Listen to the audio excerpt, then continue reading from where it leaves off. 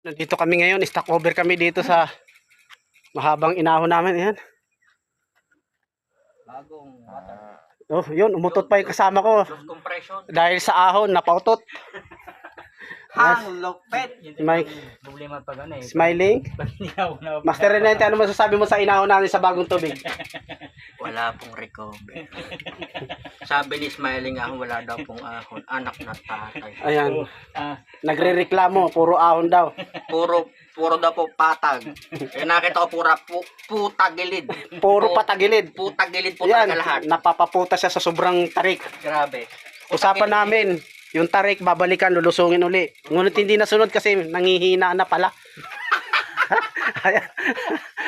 Ayun na lang, dinatay ko na lang kayo. Yan, ang ganda dito. Yun. Thank you for watching.